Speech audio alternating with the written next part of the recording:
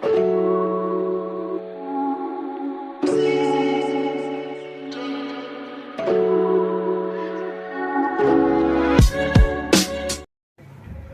اللہ الرحمن الرحیم نحمدہ ونصلی علی رسولہ الکریم اما بعد فاعوذ باللہ من الشیطان الرجیم بسم اللہ الرحمن الرحیم تبارک الذی بیدہ الملک وہو علی کل شیء قدیر الذی خلق الموت والحیاة لیبلوکم ایکم احسن عملا وہو العزیز الغفور صدق اللہ العلی العظیم۔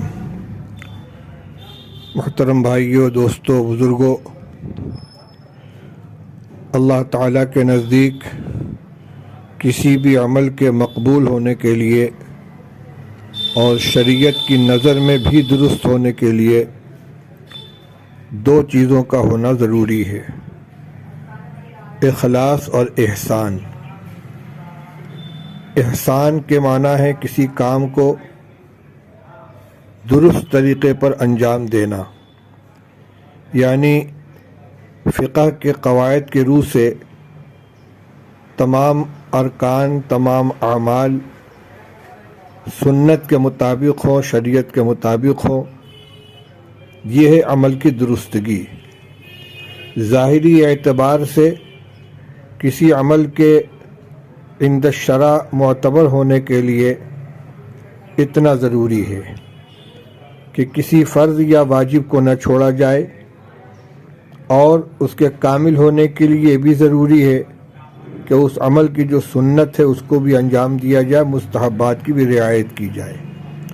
مثلا وضو ہے، نفس وضو کے لیے 4 فرائض کی ادائیگی کافی ہے، لیکن کامل وضو کے لیے ضروری ہے کہ تمام سنتیں بھی ادا کی جائیں، کلی کی جائے، ناک میں پانی ڈالا جائے، کان کا مسح کیا جائے۔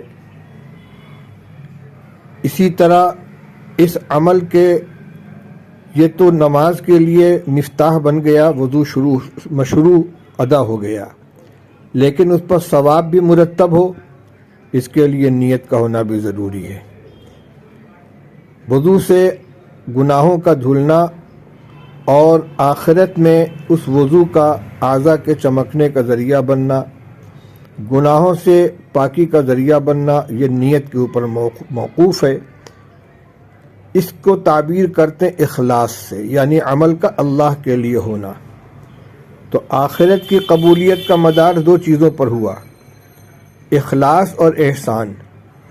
نیت درست ہو اور طریقہ بھی درست ہو، اور دنیا کے اعتبار سے کسی عمل کے معتبر ہونے کے لیے کم سے کم اس کے طریقے کا درست ہونا ضروری ہے۔ تو ایک ہے اخلاص اور ایک ہے احسان۔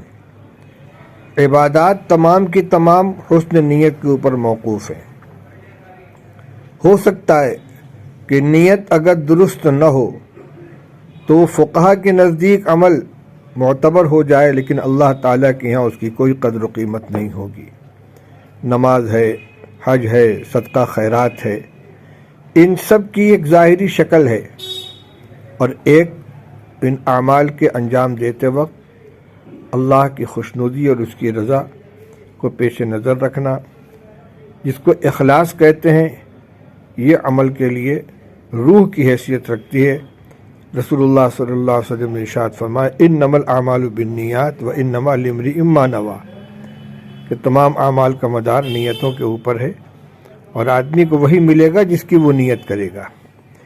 اس لیے ہمیں تمام اعمال کے اندر ان 2 چیزوں پر نظر رکھنی چاہیے کہ ہماری نیت کیا ہے۔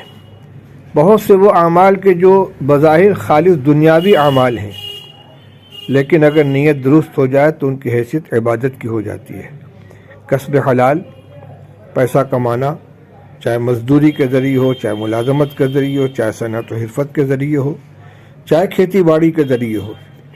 اگر آدمی صرف کھانے کے لیے، پیسہ کمانے کے لیے محنت کر رہا ہے، حلال عمل ہے، ٹھیک ہے، جائز ہے، لیکن اگر یہ نیت کر لے کہ اللہ تعالیٰ نے میرے ذمے جو اپنے بندوں کے حقوق عائد کیے ہیں، اور جو شریعت کے احکام ہیں اور اس کے حقوق ہیں، ان کو ادا کرنے کے لیے میں کما رہا ہوں، اس سے صدقہ خیرات کروں گا، زکوٰۃ نکالوں گا، حج ادا کروں گا، اپنے بال بچوں کی پرورش کروں گا، والدین کی خدمت کروں گا، تو ایک ایک پیسے کا کمانا عبادت بن جائے گا۔